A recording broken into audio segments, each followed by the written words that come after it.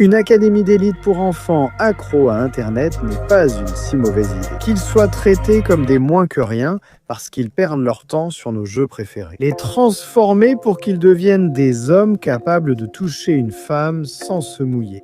Donc, cet anime va nous traiter d'accros toute la saison, mais au moins, on n'est pas aussi mal que le protagoniste. Hibiki, un taré qui, un jour, est endormi et envoyé par sa propre mère dans un centre de rééducation d'élite pour les accros à Internet, histoire de voir si ça lui enlèverait un peu son odeur de crasse. Dans cette école, à l'insu de tous, le traitement est très violent et toute désobéissance est punie d'une raclée. Surtout si t'es pervers avec les supérieurs, le héros voit alors à quel point il l'est et ce qu'il attend avec ses instructeurs. Surtout celui connu sous le nom de Shian, il prend la décision de mettre fin à sa vie. Ici, il croise un type qui gère bien, donc s'il veut sauter, qu'il le fasse.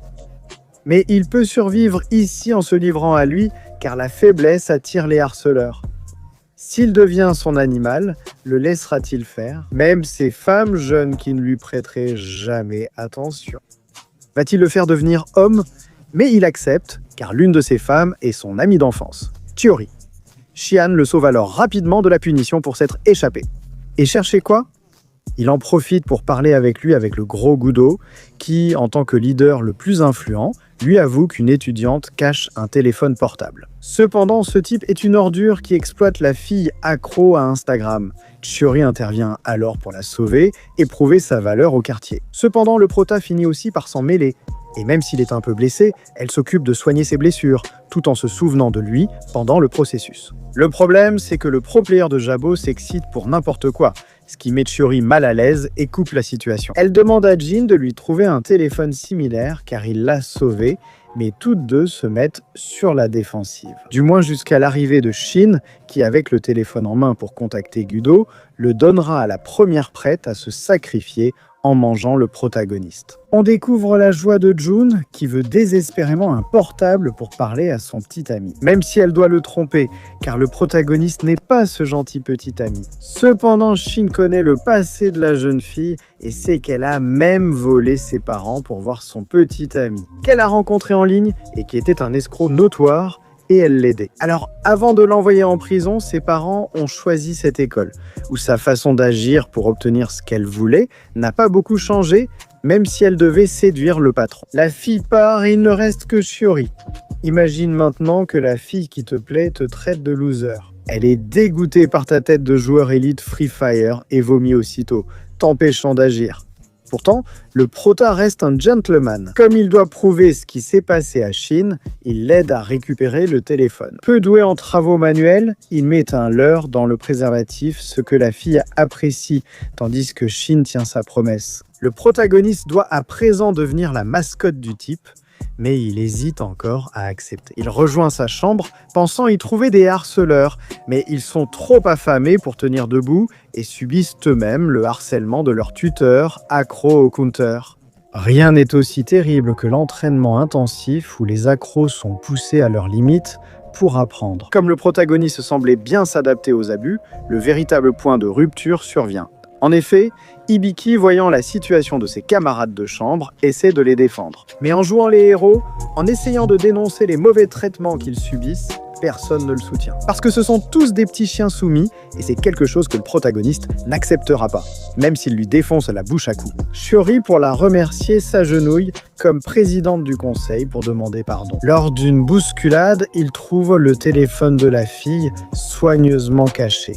L'instructeur Shan ne le pardonne pas. Comme Hibiki supporte les coups, les autres élèves doivent aussi les subir. Il doit s'excuser, mais conserve la haine de tous et le mépris de Chiori. Le protagoniste atteint son point le plus bas et il ne lui reste que Shin, qu'il supplie de devenir son animal de compagnie, mais ce ne sera plus aussi simple. Il doit remplir 3 conditions assez difficiles. Devenir le chef de sa classe, prendre le trône du gros Gudo et une dernière demande secrète. Le protagoniste commence alors à agir plus en homme. Grâce à Shin, il obtient enfin une nourriture saine et savoureuse, avec laquelle, au moins temporairement, ils obéissent à ses ordres. Donc ils acceptent sans poser de questions. Et c'est là qu'on voit un protagoniste plus intelligent se diriger vers la chambre du chef lui-même, Gudo, lui donner un bon coup et s'enfuir, pourquoi il a une bonne endurance. Avant d'être accro à League of Legends, il était un sportif prometteur et stratège. En exploitant l'environnement, il sème les sbires les plus rapides du groupe, ayant calculé le temps pour être seul avec Gudo au couvre-feu. Et qu'au moment opportun, sa nouvelle équipe apparaisse pour l'aider à donner une sacrée raclée au groupe. Et pour justifier ce qui s'est passé, le lendemain, il le dénonce avec tous les téléphones portables de contrebande qu'il avait en sa possession. En envoyant Gudo au cachot et lui retirant son pouvoir, il améliore surtout son image auprès de Xian, déjà affaibli. En effet, parce qu'un des enfants s'est échappé de l'endroit, il reçoit une punition physique de la directrice. Jin, qui semble en profiter dans une relation assez étrange, le fait est que Jin n'accorde aucun répit. Bien que le protagoniste soit désormais plus respecté, même par Shiori, il doit enquêter sur Yo pour atteindre son prochain objectif. Shin a des problèmes car Ryo, un instructeur corrompu, veut le portable de Shiori. Cependant, il échoue car le garde du corps de Shin intervient. En cherchant des infos sur Yo, le protagoniste tombe dans une embuscade tendue par des élèves alliés à Gudo. Le protagoniste, face au nombre, feint d'être la victime respectant les règles de Jian. Il se frappe légèrement pour attirer l'attention de l'instructeur, qui envoie aussitôt le chef de la rébellion au cachot. Il convainc les autres de le soutenir, affirmant être le gagnant. Mais Justo rencontre Shiori, qui le méprise. La pression étant forte, ils sont impuissants et seul Shin parvient à apaiser la situation. Il continue d'humilier le protagoniste en le traitant comme un animal. Pourtant, il court jusqu'à un bâtiment abandonné où l'embuscade était prête. Shin s'est récemment rapproché de Yo sans prévenir le protagoniste et l'a presque envoyé dans l'embuscade en connaissant les conséquences. Il lui dit que, pour prouver sa loyauté, il doit déshabiller les filles et les prendre en photo. Et même s'il semblait accepter, prendre une seule photo était l'excuse pour que 2 d'entre elles s'échappent et aillent chercher de l'aide. Mais c'est à ce moment-là que Ryo arrive, qui s'est également allié avec Shin. À cause de cette trahison, le protagoniste est faussement accusé et envoyé au cachot pour toucher le fond à nouveau. Il comprend qu'il n'y a pas d'équilibre entre le bien et le mal. Un jour, ils paieront tous, même s'il doit devenir pire que Shin. On voit le traumatisme qui lie surtout la directrice. Cet homme était policier avec le père de la jeune fille, et par peur, l'a laissé mourir en mission, en gardant un profond remords. Parce que ses enfants se perdaient de plus en plus dans le mal, l'un mettant fin à sa vie, et l'autre devenant une sadique étrange. Pour Shin, se faire frapper était une forme de rédemption dans ce type de relation. Sentiment qui s'est ensuite transféré à l'école. Pendant ce temps, le protagoniste parvient à sortir du cachot avec un changement de personnalité important. Tout comme Shiori, qui est désespérée d'avoir un téléphone portable, car elle a un frère à l'hôpital avec qui elle doit parler d'urgence. Alors les autres filles décident de l'aider. Le problème, c'est que la plus jeune a des ennuis, et Hibiki vient alors les sauver. Elle manque de force, mais peut piéger de grands groupes en visant articulation ou parties intimes, ce qui n'est ni bien ni mal. Cela lui permet aussi de s'allier avec les filles pour un plan important qu'elle prépare. Le lendemain à l'entraînement, elle s'excuse devant ses camarades. Seul Xian salue son courage, les autres restent sceptiques. Mais cela faisait partie du plan, car les femmes les plus fortes apparaissent également pour défier les hommes qui se font littéralement battre. Il ne reste qu'un candidat face à la fille à laquelle il s'est allié, sans lui demander de le laisser gagner. Il veut tester sa force mentalement, énerve la fille, se protège et lui fait une prise sale au bon moment. Victoire non célébrée mais révélant son sang-froid face à Xian. Ryo arrive, jaloux de l'affection entre l'instructeur et Jin. Il défie alors son novice face au redoutable Yo. Il est sûr qu'ils vont le démolir, ce à quoi le protagoniste ne s'attendait pas. S'il abandonne, il perdra ses progrès avec Xian, alors il doit tenter sa chance. Il suggère donc, faute de technique de combat, un duel au garde à vous, une épreuve de résistance sous la chaleur. Les deux acceptent. Après plus de 4 heures, sans qu'aucun ne cède et les instructeurs refusant de perdre la face, cela finit par une égalité même si le combat n'est pas le plus épique. Le prota a regagné respect et popularité à l'école, ce qui irrite Yo qui part aussitôt à sa poursuite. Mais Hibiki, prévoyant cela, demande à Moku de lui apporter des seaux d'eau sous prétexte que c'est pour lui. Comme elles sont froides, elles conviennent à Yo qui, après avoir beaucoup transpiré, a eu des crampes dans tout le corps, touchant même son cœur, mettant l'élève le plus redouté à terre. Tandis que certains partisans le jugent humilié, Moku, inspiré par le protagoniste, commence aussi à se réveiller. Sauf un rebelle, tous les sceptiques rejoignent finalement le prota. Pour renverser la hiérarchie de Shin à l'école, le prota y parvient en prouvant sa force, bien que cela crée un conflit avec son ancien lui. Il est étrange que tout le monde veuille maintenant rejoindre son camp, surtout avec le respect que beaucoup portent à Shin. Le type a disparu et plus personne n'en parle. Après avoir mis Moku en sécurité, il part enquêter. Cependant, nous allons revenir sur le passé de Shin. Son père et son frère étant investisseurs de cette école où il s'est inscrit après la mort de sa mère, son frère envoie Hyo, son bras droit, pour gérer la situation dans ce chaos. Et même s'il fait tout de manière calculée, il est extrêmement violent, même envers Shihan. Pendant ce temps, Hibiki retrouve les filles pour enquêter sur Shin, même si Izuyori reste un peu à l'écart. L'équipe entre dans la chambre du gars et découvre, en plus du désordre, de nombreux bonbons. Des téléphones portables importants sans savoir ce que Shin prépare, surtout avec une maladie en phase terminale révélée. Ici, Shiori désespère d'obtenir un téléphone pour parler à son frère. En cherchant Jun, elle découvre qu'Hyo la protège car il était l'ex-petit ami escroc, puis elle finit en cachot après avoir été frappée. Ce qui est important, car le prota a maintenant beaucoup de contrôle sur toutes les classes. Mais maintenant, avec Hyo comme instructeur, les punitions deviennent très sévères. La seule façon pour lui et ses camarades d'améliorer leur vie est de le rejoindre, car son influence leur permet de réaliser de grandes choses.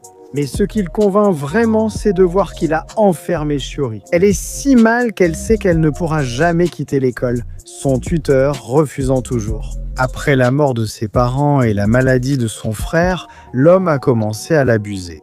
Lorsqu'elle a résisté, elle a été punie par cette académie, ce que le protagoniste refuse. En prétendant être l'ennemi de la fille, il l'emmène, la met à l'abri et promet qu'ils s'échapperont bientôt. D'autant plus qu'on revoit Shin rester caché sous terre tout ce temps en attendant ce chaos. Pour attaquer son frère qui reçoit beaucoup d'argent de cette école mais qu'il déteste car, avec Hyo, il a tué leur mère, simple maîtresse de leur père. La fête débute maintenant car le protagoniste a gagné la confiance du nouvel instructeur en lui remettant le téléphone contenant toutes les infos. À son tour, il pousse ses alliés fidèles à livrer la dernière bataille par trahison. À ce moment, la rumeur d'une école de maltraitance humaine se propage sur les réseaux sociaux avec des photos, vidéos et conversations comme preuve, rendant tous les journaux télévisés hystériques. Pendant que Hyo poursuit la contrebande à l'école, le lieu est envahi de personnes cherchant des réponses. Il découvre que le téléphone offert par le protagoniste a été piraté. Même si Jin tente de calmer les journalistes, les plus fidèles du protagoniste se rebellent contre les instructeurs. C'est pourquoi le protagoniste se révèle comme l'auteur de tout, avec Chan qu'il soutient. Mais Hyo ne semble pas très perturbé car son patron achète toujours tout le monde. Il n'y a plus d'élèves exemplaires, car tous se sont rebellés. De plus, il incendie l'école pour attirer davantage l'attention des pompiers et de la police. L'instructeur, n'ayant plus le contrôle, règle ses comptes, pendant que le protagoniste met son équipe en sécurité. Beaucoup sont pourtant restés sur le carreau face aux instructeurs. Et le protagoniste lui-même, comme dernier acte, car on ne nous révèle pas s'il a réussi à s'échapper ou non. Il retrouve Jin, qu'il finit par comprendre, comprenant enfin les raisons de ses actions. Et celui-ci est heureux de pouvoir mourir en vengeant son frère. En même temps, il réalise le troisième vœu demandé il y a longtemps. Atteindre le sommet et révéler la vraie nature de l'école. On voit Shiori en sécurité, mais pleurant peut-être la perte de son frère ou du protagoniste, car on n'en montre pas plus. C'est mon interprétation. C'est ici que cette saison se termine pour nous, sans suite pour l'instant. L'histoire nous place dans une ville assez moderne, où ce professeur d'histoire nous explique un peu une ancienne guerre entre deux royaumes qui a eu lieu il y a très longtemps. En effet, l'un des deux rois était un tyran, qui a fini par être trahi par son peuple pendant la grande bataille. Ainsi, ce tyran, appelé Dishin, a essayé de tout brûler et avant de mourir, il a laissé la malédiction qu'il reviendrait un jour. Une histoire qui intéresse tout le monde, surtout les femmes qui aiment le maître. Il existe actuellement une statue de Dixin, d'origine inconnue, mais portant une bague supposée authentique de son époque. Au fond de la salle, on remarque Xiaoan, le protagoniste charismatique et studieux. Mais il traverse une situation de pauvreté assez compliquée car il a un travail simple qui ne lui permet pas de payer l'hôpital pour sa mère, qui est très gravement malade. Sans le soutien de son père archéologue qui semble les avoir abandonnés, il doit accepter le travail proposé par son ami. Fancy, qui a des contacts dans les bas-fonds, et est le chef d'un clan de mercenaires où il rencontre la fille qui deviendra son divin tourment. Cependant, pour revenir au travail, c'est simple. Il suffit de mettre une bague qu'il reconnaît instantanément comme étant celle du cours d'histoire. Bien que cela paraisse suspect, il accepte car il peut sauver sa mère avec une grosse somme. Bien qu'au début cela semble sans effet, le protagoniste perd peu à peu le contrôle de ses actions en jetant un coup d'œil. Une masse vivante arrache le bras de son ami et prend une forme humanoïde de chair. Et la première chose qu'il dit, c'est qu'il est revenu, commençant ainsi à tuer un par un les soldats de Fancy. Quand la fille arrive, le protagoniste s'interpose. Voyant la gravité de la situation, il se contente de recevoir un baiser de la plus jolie fille. Heureusement, cela ne s'arrête pas là, car le dernier mercenaire, appelé Dao, décide d'affronter la bête, gagnant ainsi un peu de temps pour que le couple puisse s'échapper. Il se repose, puis la fille l'emmène à l'hôtel où il s'imaginait beaucoup de choses. Mais elle lui révèle qu'elle est Jian, une journaliste enquêtant sur la bague, désormais liée au corps du protagoniste. Elle cherche alors des marques ou indices sur le corps du protagoniste, devant l'assommer pour cela. Le problème, c'est qu'elle se rend compte qu'elle a perdu son téléphone portable avec tout l'enregistrement de ce qui s'est passé. Alors elle sort le chercher dans la nuit. Xiao dort profondément, tandis que la bête de chair lui révèle que l'anneau ne le quittera jamais et finira par le consumer avec sa puissance. Pour que le protagoniste se réveille le matin, avec la surprise de voir que des policiers le considèrent comme le principal suspect des meurtres sur les chantiers. Même s'il tente d'utiliser la fille comme témoin, sa recherche nocturne l'a finalement tué. Les policiers le croient menteur, tandis que la bête continue d'envahir son esprit, lui proposant de prendre possession de son corps. Cela lui donnera le pouvoir de se libérer de tous ses problèmes. Cependant, Xiaoan ne veut pas décevoir sa mère et fait tout ce qu'il faut pour combattre les pensées négatives qui deviennent de plus en plus intrusives dans son esprit. Mais c'est là que Fancy réapparaît pour sauver le protagoniste, car il semble non seulement être en vie, mais aussi avoir son bras intact grâce à l'argent. Mais un type comme ça n'agit pas seulement pour sauver son ami. Il veut aussi récupérer la bague et les preuves qu'Anne a sur son téléphone. C'est là qu'on apprend que cette fille n'est pas humaine. Dès qu'elle peut, elle récupère son téléphone et s'enfuit avec son groupe. Appelé la Nation Zombie, un groupe de délinquants contrôle des morts-vivants dans toute la ville. C'est pourquoi la mission est de la retrouver. Et comme ils ont pris 2 policiers en otage, tout le monde devra accomplir la mission qui commence dans cette maison où plusieurs attaques de la Nation Zombie ont été signalées. Tout le monde entre, réalisant que l'endroit mène à des tunnels traversant la ville. Et c'est là que les policiers commencent à se rendre compte qu'ils n'ont pas d'objectif différent de celui des mercenaires. Et en avançant un peu, ils tombent sur un grand laboratoire où la nation mène ses expériences sur des humains. Ils ignorent que le scientifique Wan les surveille et commence à activer des pièges. Pour lesquels Jian, qui est la collègue du scientifique, essaye d'aider un peu le protagoniste afin qu'il trouve les sorties. Il y a tant de folie ici que beaucoup y meurent. Xiaoban s'attache à la policière Qin et tente de la protéger. Ils arrivent dans une salle où une victime effrayée semble les attendre. Mais c'est en fait un mannequin célèbre de la ville qui leur avoue la vérité avant de les dévorer. Comme elle a choisi de devenir une bête. Une élite de millionnaires modifie son corps pour rechercher l'immortalité, sans se soucier de perdre son humanité. On le voit avec cette fille avide de cœurs humains qui tue le collègue du policier. Alors que les autres doivent fuir grâce à Jian, qui est finalement découverte et emprisonnée pour trahison. Pendant ce temps, les mercenaires restants blessent Qin pour gagner du temps. Le protagoniste s'en moque et choisit de rester avec elle. Mais cette fille tente de le convaincre de partir et de ne pas gâcher sa vie ainsi.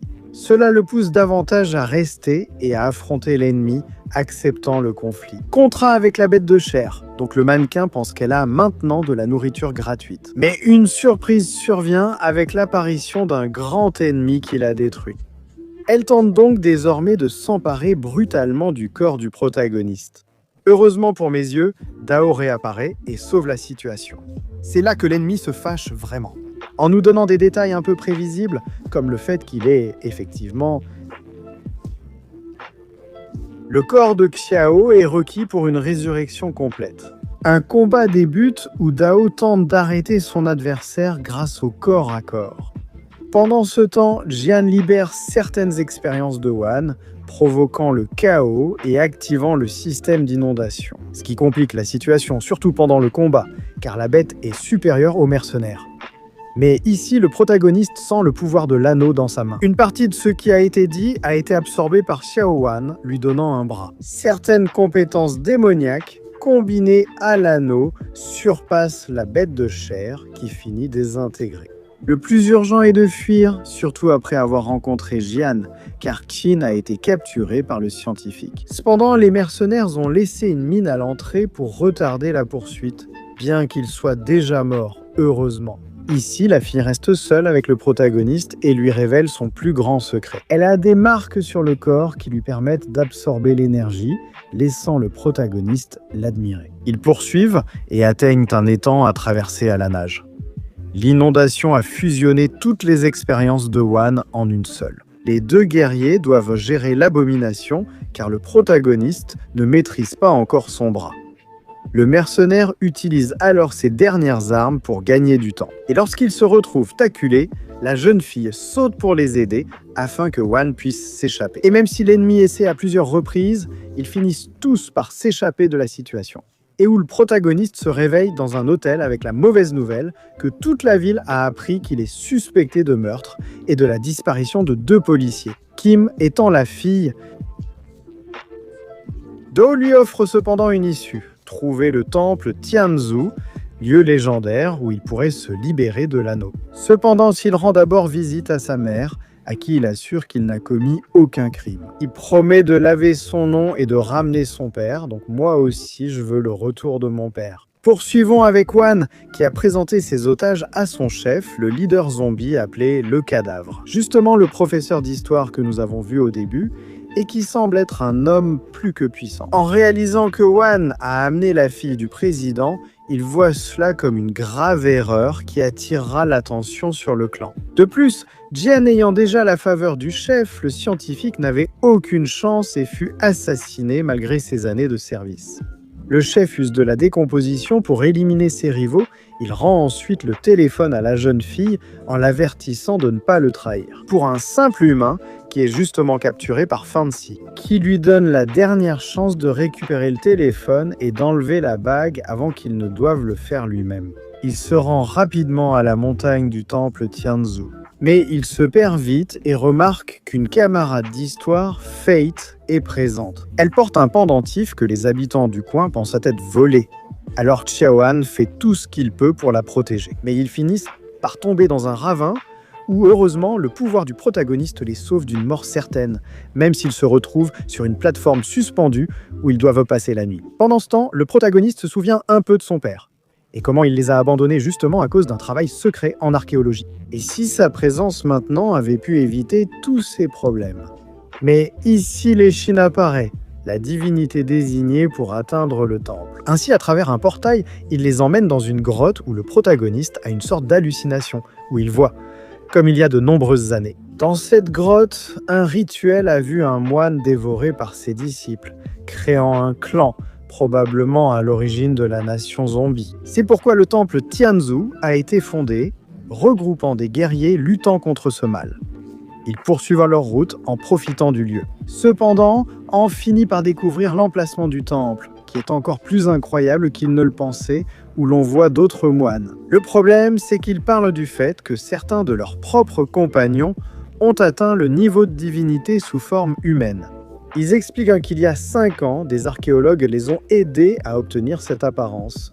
Mais on ignore comment, pendant que le protagoniste écoute. Tout cela est découvert par les divinités à l'apparence humaine, qui semblent beaucoup moins amicales. Même ainsi, il laisse en passer puisque Leizin l'amène comme invité du grand seigneur.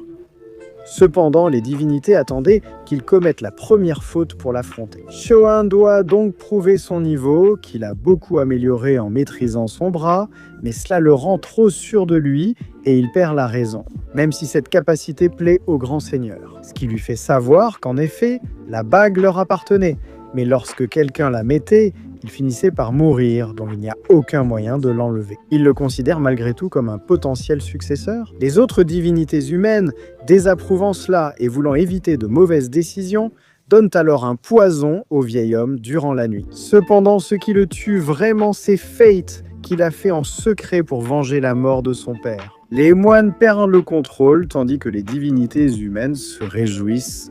Ils ignorent que le cadavre est arrivé avec Jian.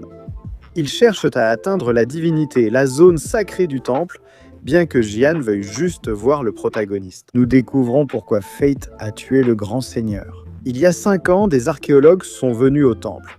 Fascinés par la culture, ils voulaient comprendre l'apparence des moines. Ils étaient donc dirigés par les pères de Xiaoban et de Fate. Ils réalisent que l'endroit appelé divinité dégageait tant de radiation qu'ils en tombaient malades, ce que les moines ont vu comme une offense à leur dieu. Tous les humains ont été enfermés. Pendant leur torture, ils ont tenté une expérience folle en mangeant la chair des autres. Cela leur a donné une apparence humaine, révélant la vérité sur les parents disparus. Un élément pousse Xiaoban à tout détruire, forçant les divinités à s'unir contre lui. Cependant, pas son pouvoir, qui consume son corps, lui donne aussi plus de puissance. Il finit donc par leur infliger une sacrée raclée, même s'ils sont plusieurs, car son bras n'a rien qui puisse l'arrêter directement. Quand les moines s'en aperçoivent, ils utilisent un sceau qui, bien que presque stoppé, inflige finalement un violent impact au protagoniste. Cela ne le détruit pas, mais épuise son corps. Sedao essaie donc d'intervenir avant qu'il ne le tue. Mais il n'est pas de taille face à la divinité.